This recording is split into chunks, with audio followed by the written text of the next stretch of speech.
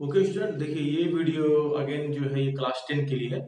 और ये क्लास 10 के जो फर्स्ट लेसन है जो क्लास 10 का केमिस्ट्री का, जिसका नाम है केमिकल रिएक्शन और इक्वेशन। इसके बारे में मैंने आपको शायद एक वीडियो मैंने बना दिया है। मैंने इसमें बताया एक नहीं दो वीडियो शायद बनाई। यस, फर्स्ट जो पहला इंट्रोडक्शन है कि केमिकल रिएक्शन किसको कहते हैं, ठीक है। तो मैं फिर से जो मैंने आपको इस लेसन में बताया उसको शॉर्ट करना चाहता हूँ। पहला केमिकल रिएक्शन। केमिकल रिएक्शंस ऐसी रिएक्शंस है जिसमें केमिकल चेंज होता है। The chemical reactions are reactions in which chemical change happen. और केमिकल चेंज किसको कहते हैं, जिसमें कोई न्यू सब्सटेंस बनता है, ठीक है। तो ऐसी रिएक्शन जिसमें न्यू सब्सटेंस बनेगा या आप कह सकते हैं कि केमिकल चेंज होगा, ऐसी रिएक्शन को बोलेंगे केमिकल रिएक्शन, ठीक। और केमिकल रिएक्शंस को तीन तरीके से आप बता सकते हैं। एक तो सेंटेंस के द्वारा पूरा सेंटेंस लिखेंगे, दूसरा उसको और छोटा करेंगे तो क्या कुछ वर्ड का उपयोग करेंगे, कुछ शब्दों का उपयोग करेंगे, ठीक। और तीसरा क्या था, सिंबल्स का उपयोग करेंगे। जो तीसरा जो था जो सिंबल्स का उपयोग करते हैं उसको बोलते हैं केमिकल इक्वेशन। क्लियर है। तो केमिकल इक्वेशन क्या है, ये सिंबॉलिक रिप्रेजेंटेशन, वो रिप्रेजेंट करता है केमिकल रिएक्शन को और सिंबल्स। क्लियर। फिर आपको मैंने ये बताया था कि जो केमिकल इक्वेशंस होता है, मैं ये केमिकल इक्वेशन इस सिंबल्स के रूप में, तो इस साइड में जो पहले होते हैं, एरो के पहले जो होते हैं वो क्या होती है, रिएक्टेंट होते हैं। यहाँ पे C और O2 दोनों मिल रहे हैं और ये बना रहे हैं CO2। क्लियर। तो यहाँ पे C और O2 रिएक्टेंट है और जो तीर के उधर रहेगा वो क्या, प्रोडक्ट। जो अभिक्रिया में भाग लेते हैं वो क्या होते हैं, रिएक्टेंट, और जो बनता है वो प्रोडक्ट कहलाता है। क्लियर। अब यहाँ पे स्टूडेंट, यहाँ पे इस लेसन में एक टॉपिक है जिसका नाम है types of chemical reaction. Types of chemical reaction. तो आज मैं इस वीडियो में आप लोगों को ये जितनी भी टाइप्स आप रिएक्शंस दिए गए हैं, तो इसके लिए मैं कुछ ऐसे मेथड का यूज करूंगा जिसमें जिससे आप कम रिएक्शन, क्योंकि रिएक्शन ढेर सारे, लाखों रिएक्शन, अलग अलग बुक्स में देखिएगा, अलग अलग किताबों में देखिएगा तो अलग अलग टाइप के ढेर सारे रिएक्शन दिए गए। लेकिन जो यूपी बोर्ड का एग्जाम होता है या बेसिक आपको कॉन्सेप्ट जानने के लिए क्या है, एटलीस्ट एक रिएक्शन का आपको एक टाइप, एक एग्जांपल आपको जानना जरूरी है, ठीक है। मान लीजिए एग्जाम में पूछ रहा है कोई रिएक्शन, तो उसका डिफिनेशन लिखेंगे और प्लस उसका एक रियलिस्टिक इक्वेशन लिखेंगे। क्लियर है। तो अभी ये बातें आप समझ जाएंगे। लेकिन अब यहाँ पे क्या है कि ये टॉपिक जो है फर्स्ट लेसन का जो मैं आपको आज बताने वाला हूँ ये है टाइप्स ऑफ केमिकल रिएक्शन, ठीक है। ये टॉपिक है टाइप्स ऑफ केमिकल रिएक्शन। तो ढेर सारे टाइप के केमिकल रिएक्शंस हैं जो एनसीईआरटी बुक में दिए गए हैं और उससे कुछ रिलेटेड है, उसको मैंने यहाँ पे सॉल्व किया। पहला है एडिशन रिएक्शन।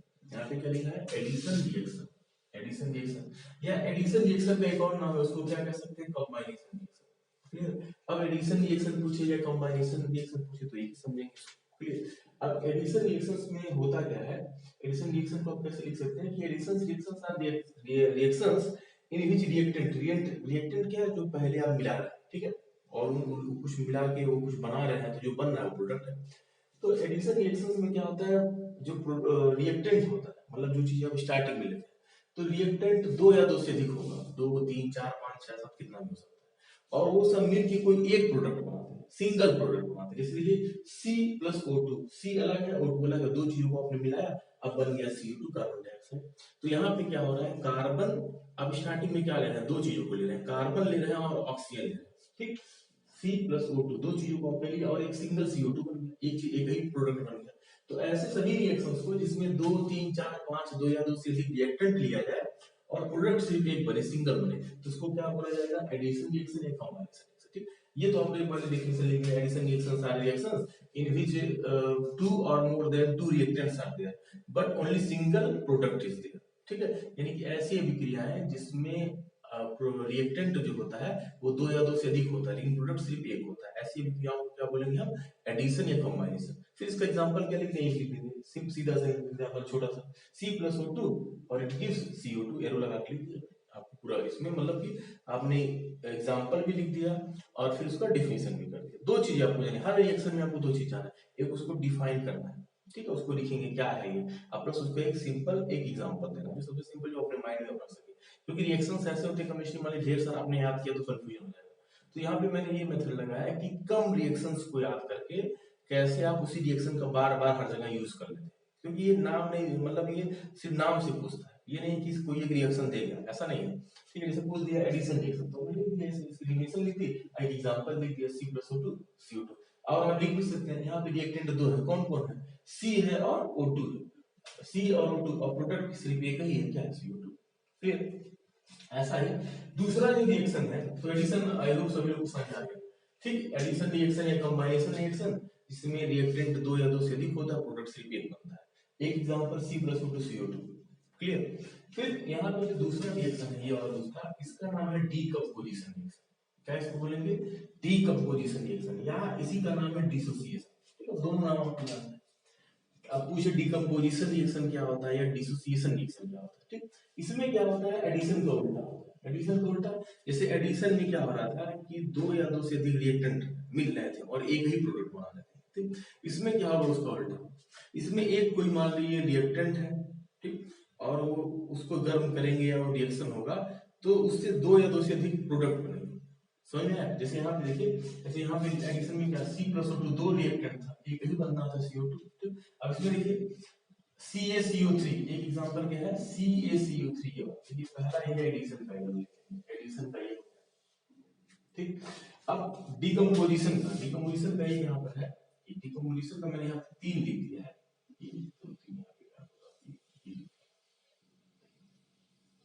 तीन लिखने का भी कारण है, अभी मैं आपको बताता हूँ। यहाँ पे देखिए डिकम्पोजिशन या डिसोसिएशन, इसका अर्थ क्या है कि जो रिएक्टेंट होगा वो सिंगल होगा और जो उससे चीजें बनेंगी प्रोडक्ट वो दो भी हो सकता है, तीन भी, और भी अधिक हो सकता है। क्लियर है? तो आपका स्टेज के हिसाब से इसको इतना ही समझेंगे। तो यहाँ पे जैसे रिएक्शन हमने लिख दिया। अब पूछे what is decomposition, what is dissociation, तो हम लिखेंगे reactions, decomposition reactions are reaction in which reactant only single and products are two और मोर देन टू।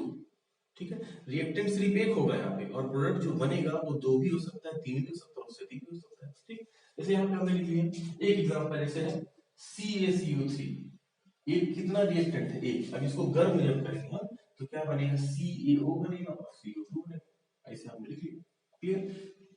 फिर यहाँ पे अब यहाँ पे देखिए डिकम्पोजिशन और डिसोसिएशन जो होता है, हमारे कोई एक पदार्थ है उसको गर्म कर रहे हैं, ठीक, अब उससे दो या दो से अधिक बन गया तो क्या हो गया, डिसोसिएशन हो गया। ठीक, लेकिन ये जो डिसोसिएशन होता है वो तीन तरीके से नॉर्मली किया जा सकता है। एक तो मान ली डायरेक्ट हीट दे, ठीक है, मान ली, अब इसको तीन तरीकों का समझिए। अब इसमें कैटेगरी आप पूछ दे कि डिकम्पोजिशन और डिसोसिएशन कितने टाइप का होता है, तो आप बताएंगे तीन टाइप का। देखिए इधर मैंने लिखा है, एक लिखा है थर्मोलाइसिस या थर्मल डिसोसिएशन।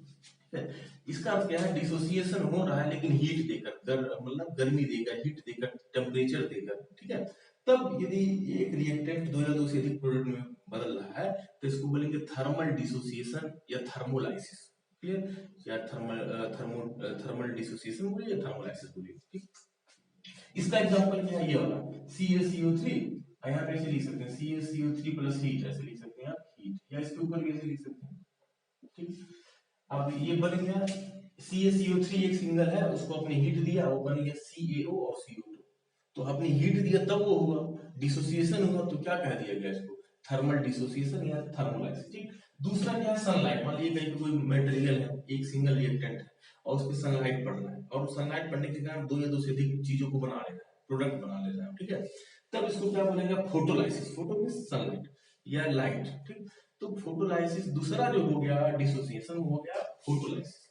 अब फोटोलाइसिस का भी एग्जांपल ले लेंगे, जैसे 2AgCl कितना है, एक ही है, रिएक्टेंट एक ही है, 2AgCl, और कोई पदार्थ नहीं है, सिर्फ एक सिंगल टाइप का मटेरियल है।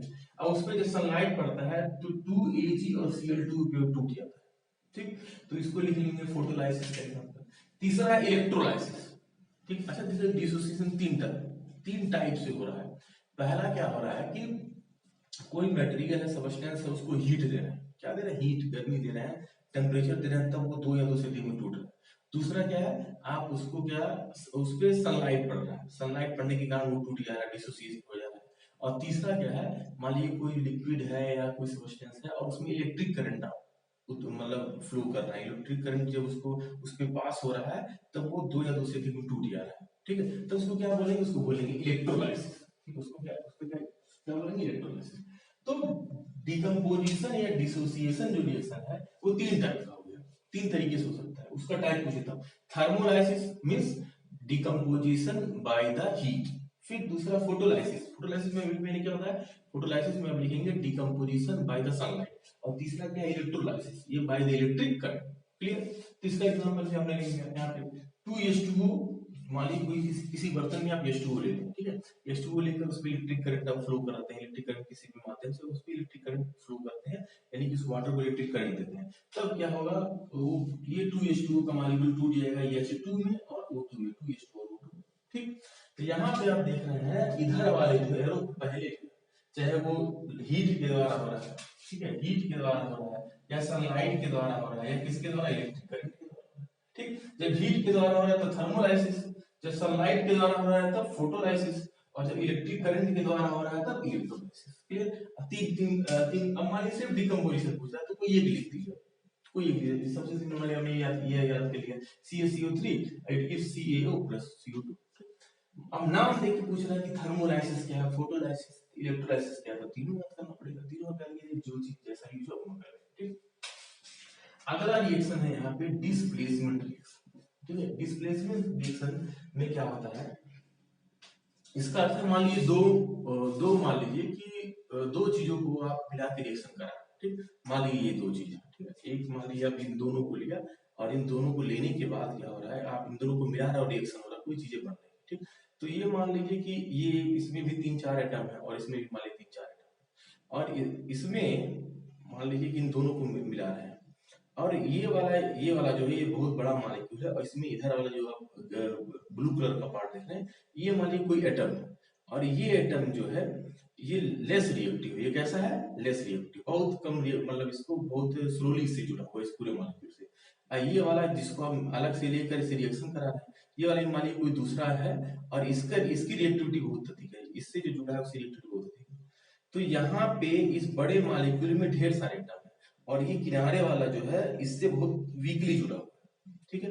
और एक चीज और अब इसमें अब मिला रहा है रिएक्शन कराने के लिए, ये वाला एटम, और ये एटम जो है ये बहुत अधिक रिएक्टिव है, जो इसमें जुड़ा उससे ये बहुत अधिक रिएक्टिव है, तो ये अधिक रिएक्टिव है और ये कम रिएक्टिव है इसमें, तो ये क्या करेगा, इसको हटा देगा, इस वाले को हटाकर अपने जुड़ जाएगा, ठीक है। इसको बोलेंगे डिस्प्लेसमेंट, क्या बोलेंगे, डिस्प्लेसमेंट। जैसे अब देखिए हमने इसका एग्जांपल क्या है, देखिए Fe प्लस CuSO4, ठीक है, Fe अकेले और CuSO4 पूरा एक मॉलिक्यूल, इसमें ढेर सारे हैं, Cu भी है, S भी है, O भी है, इसमें CuSO4 में CuSO4 से जुड़ा है बहुत वीकली, तो यहाँ पे वीकली कौन जुड़ा है, Cu, किससे जुड़ा है, SO4 से, तो पूरा बन गया CuSO4।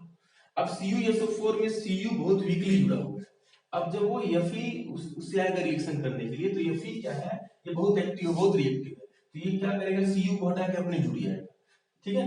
तो क्या हो जाएगा, अब Fe, तो ये Fe जो CuSO4 में से Cu को हटा दिया, तब ये Fe अपने जुड़ गया, तो बन गया FeSO4, और Cu को अलग कर दिया तो Cu अलग हो गया, ठीक है। तो इसको क्या बोलेंगे, डिस्प्लेसमेंट। मान लीजिए ऐसे आप समझिए, मान लीजिए 5 स्टूडेंट कहीं पे खड़े हैं, ऐसे हाथ जोड़ के 5 स्टूडेंट खड़े हैं, ठीक, और कहीं पे एक दूसरा मतलब एक सिंगल स्टूडेंट कहीं पे, हम दोनों को मान लिया आप मेटेरियल समझते हैं, रिएक्टेंट समझते हैं, ठीक। तो अब जो एक सिंगल स्टूडेंट है वो मान लीजिए बहुत, उसमें 5 में से कोई पहला वाला मान लीजिए कि बहुत धीरे से हाथ पकड़ा हुआ है, और जो उधर है मान लीजिए कि अकेले वाले 2 हैं, इसको मैं क्या देता हूँ, जैसे मैंने बताया कि एक यहाँ पे एक मान लीजिए एक स्टूडेंट है, ठीक, और ये बहुत अधिक रिएक्टिव है, यहाँ पे 1 2 3 4 5 ऐसे, ठीक है, 5 ऐसे मान लीजिए,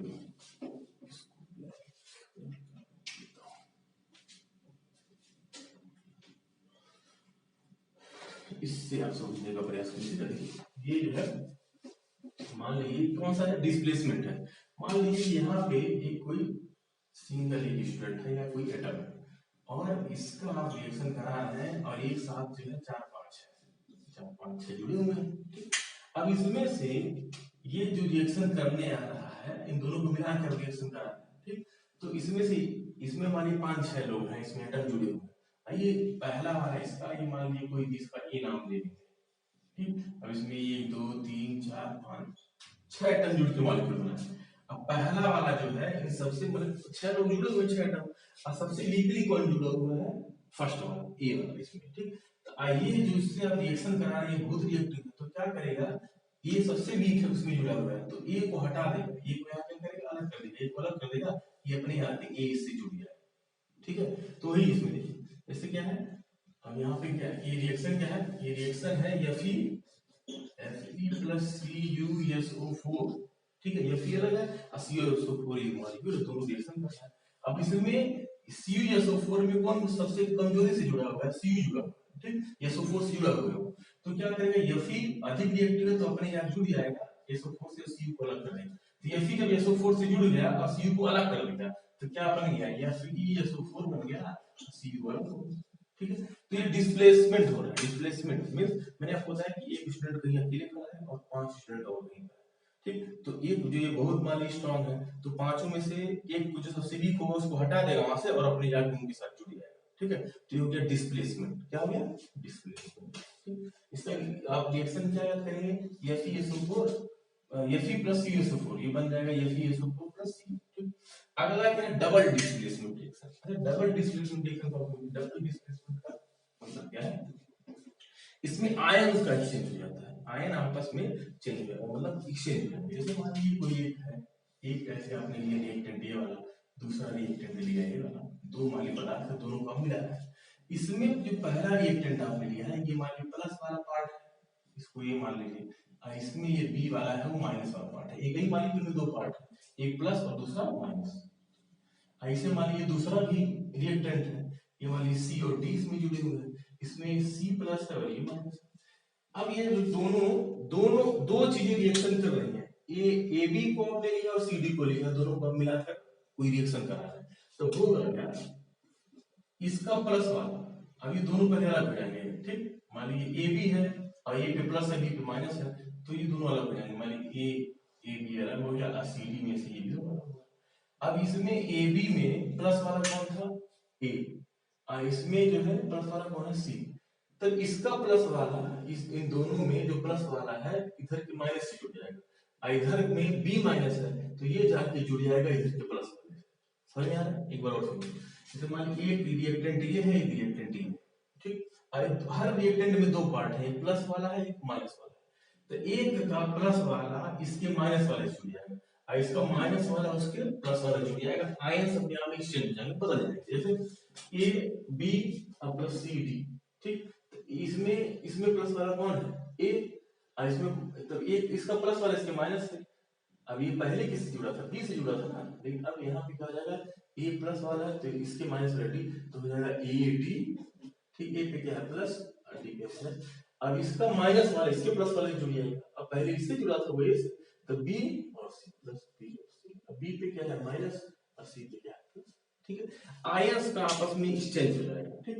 लेकिन उसका एक रियलिस्टिक इक्वेशन आपको याद करना है तो आप ये लिखेंगे Na2SO4 प्लस BaCl2। देखिए दो मटेरियल को लिया जाता है, ठीक है, दो सब्सटेंस को लिया जाता है, दो मॉलिक्यूल। Na2SO4 में Na2 के ऊपर मैंने लिखा है प्लस, ये पॉजिटिव वाला पार्ट है, और SO4 क्या है? माइनस, निगेटिव वाला पार्ट है, क्लियर।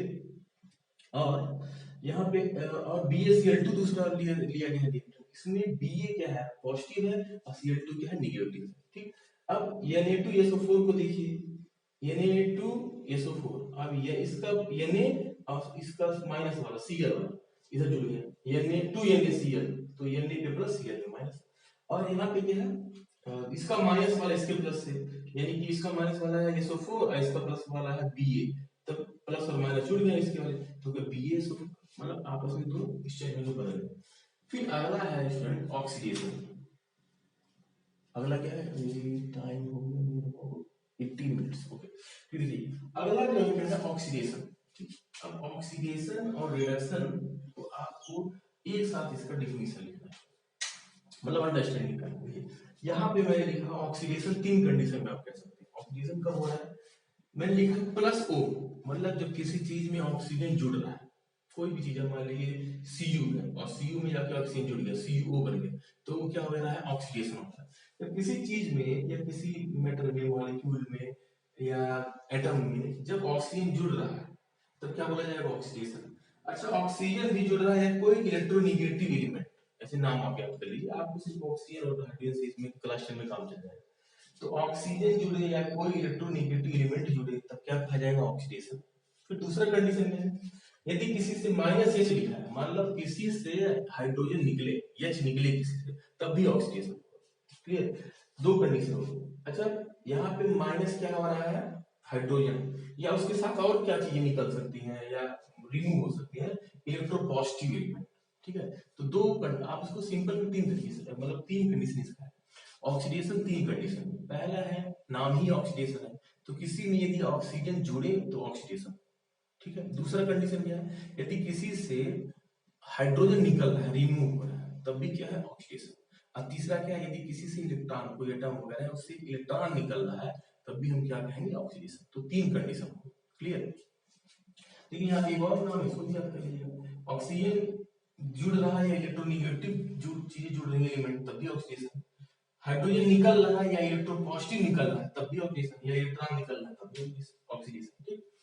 अच्छा अब इसी का उल्टा लिखेंगे रिडक्शन। रिडक्शन में क्या होगा कि यहाँ पे ऑक्सीजन प्लस हो रहा है तो यहाँ पे क्या हो जाए माइनस। यदि किसी भी सब्सटेंस में, पदार्थ में, मॉलिक्यूल में जब ऑक्सीजन रिमूव होगा तब हो जाएगा रिडक्शन, और जब किसी चीज में हाइड्रोजन ऐड होगा, ठीक है, तो क्या हो जाएगा आपका रिडक्शन, और किसी में इलेक्ट्रॉन भी ऐड हो रहा है तब भी हो जाएगा रिडक्शन। एक याद करिए, दूसरे को उल्टा कर दीजिए, ठीक है। ऑक्सीडेशन के लिए तीन चीज, आपको तीन पॉइंट याद करना।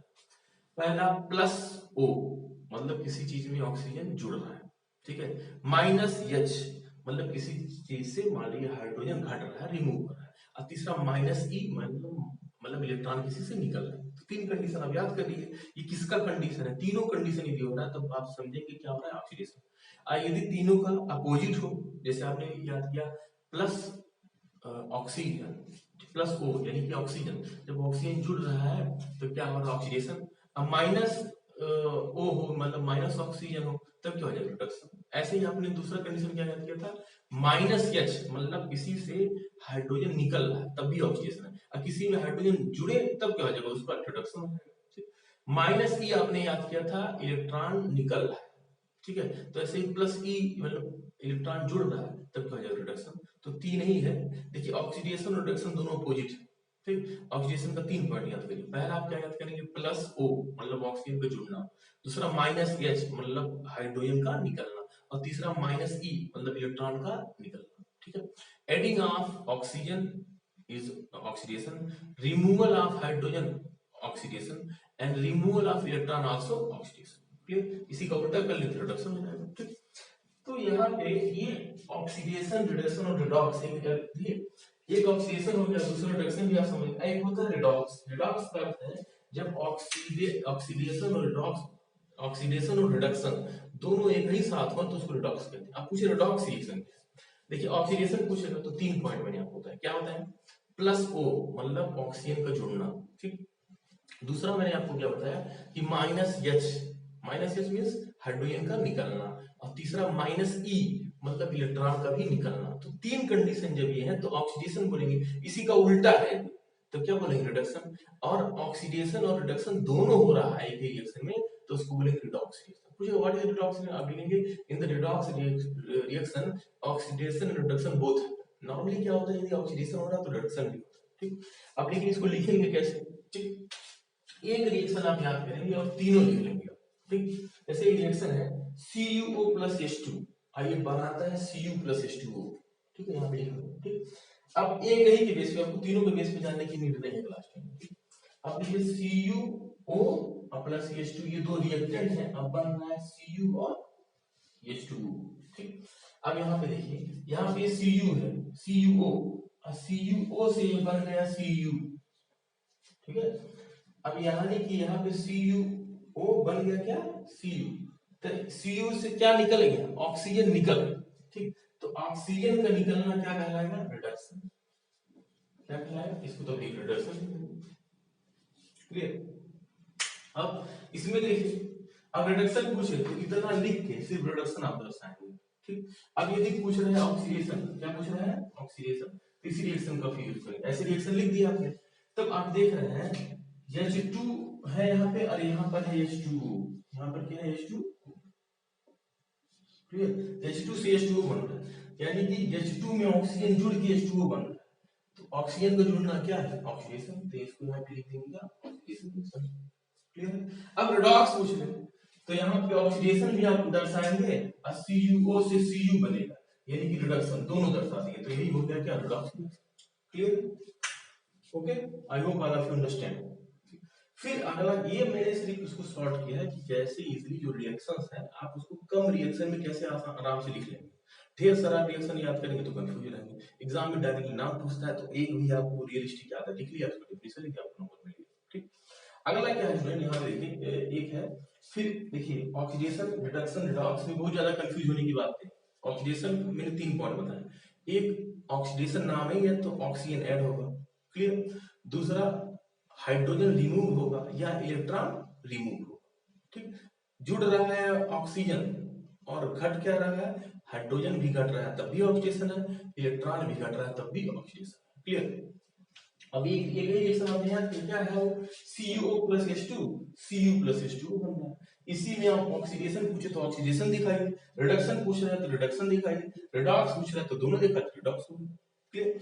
अब यहाँ पे ये वाला भी हो गया ऑक्सीडेशन रिडक्शन रिडॉक्स भी आप देखेंगे। फिर एक्सोथर्मिक और एंडोथर्मिक रिएक्शन, कौन सी रिएक्शन, एक्सोथर्मिक, कभी पूछता है ये एक्सोथर्मिक रिएक्शन क्या, नाम से एक्सो, ठीक है, मान लीजिए, और एक है इंडो, एक्सोथर्मिक इंडोथर्मिक। तो इन नाम से ही क्लियर है स्टूडेंट, मान लीजिए दो चीजों को हम मिला रहे हैं, ठीक, दो चीजों को मिलाने के बाद ये एक ही चीज है और उसको गर्म कर रहे हैं, पहले ही हीट दे रहे हैं, पहले ही आप हीट या एनर्जी दे रहे हैं और तब वो रिएक्शन हो रहा है, तो पहले ही दे रहे हैं तो इसको बोलेंगे इंडोथर्मिक। क्या बोलेंगे, इंडोथर्मिक। अब मान लीजिए दो चीजों को आपने मिलाया और मिलाने के बाद कुछ नया चीज बना, रिएक्शन हुआ और उसके बाद हीट भी बन रही है, बाद में हीट बन रही है, स्टार्टिंग में आपने नहीं किया कि उसको मिला दिया सिर्फ, अब मिलाने के बाद क्या हुआ कि कुछ चीजें बनी और उसके साथ हीट या ऊर्जा बनी, तो इसको क्या बोलेंगे, एक्सोथर्मिक, मतलब बाद में बन रही है, ठीक है। जैसे मान लीजिए आप जो चूना लेते हैं, चूने का जो मतलब स्टोन आता है, उसमें जब पानी मिलाते हैं, वाटर मिलाते हैं तो उसमें हीट निकलता है, तो हीट बाद में निकल रहा है, क्या है, एक्सोथर्मिक रिएक्शन, ठीक। अब ये एंडोथर्मिक, देखिए यहाँ पे लिखा गया है एक्सोथर्मिक रिएक्शन, कौन सा, एक्सोथर्मिक। तो एक्सोथर्मिक रिएक्शन में लिखा है evolution of heat, reaction in which evolution of heat happen, मतलब जिसमें हीट का फॉर्मेशन हो, ठीक है, बाद में बन रहा है, रिएक्टेंट में नहीं, कहाँ प्रोडक्ट में के साइड बन रहा है, तो उसको बोलेंगे एक्सोथर्मिक। क्या बोलेंगे, एक्सोथर्मिक। जैसे C+O2, देखिए ये रिएक्शन यहाँ पे यूज हुआ है, इसीलिए मैंने इसको शॉर्ट किया कि कम रिएक्शन में कैसे किसी को आप लिख लेंगे, ठीक। अगर हम एक्सोथर्मिक का एग्जांपल क्या है, C+O2 और ये बना रहा है CO2 प्लस हीट, लेकिन इसमें हीट नहीं दिया गया है, यहाँ पे आप मान लीजिए ऐसे लिख दीजिए प्लस, तो यहाँ पे देखिए C+O2 मिला रहा है और CO2 बन रहा है, उसके साथ क्या हीट बन रहा है, ये प्रोडक्ट की तरफ है, इधर है प्रोडक्ट की तरफ, तो ये रिएक्शन क्या है, एक्सोथर्मिक, क्या है, एक्सोथर्मिक। तो इसी को आप दो जगह यूज कर सकते हैं, एक एडिशन में भी यूज कर सकते हैं और दूसरा कहाँ पे, एक्सोथर्मिक भी यूज कर सकते हैं। रिएक्शन ये याद करिए, दो जगह यूज करिए। ऐसे ही मैंने एक रिएक्शन क्या बताया, ये वाला बताया, एक ही जगह आप ऑक्सीडेशन में भी इसी को यूज कर सकते हैं, रिडक्शन में, रिडक्शन में एक रिएक्शन आपने याद किया, तीन जगह आपने यूज किया, ठीक। फिर एक्सोथर्मिक मैंने बताया कि इवोल्यूशन ऑफ हीट, मतलब एनर्जी का फॉर्मेशन या हीट का फॉर्मेशन होता है, उसके लिए क्या है, ये वाला लिख लेते हैं C+O2 CO2 प्लस हीट। जब हीट या एनर्जी उधर लिखी हो प्रोडक्ट की साइड, तो क्या हो जाएगा, एक्सोथर्मिक, ठीक। अब मान लीजिए कोई रिएक्शन है, मान लीजिए A प्लस B ऐसे कुछ भी, मान लीजिए यहाँ पे लिखा है, तो मान लीजिए A plus B plus heat इधर लिखा है, आखिर इधर कोई मान लीजिए D प्लस या कुछ भी बनना है, ठीक। तो हीट या एनर्जी इधर ही लिखा हुआ, पहले रिएक्टेंट की साइड में लिखा हुआ है, तो उसको बोलेंगे इंडोथर्मिक। जैसे यहाँ पे देखो, यहाँ पे एक रिएक्शन है, देखिए, अब देखिए यहीं पे फिर जो डिकम्पोजिशन का पहला रिएक्शन है ये CaCO3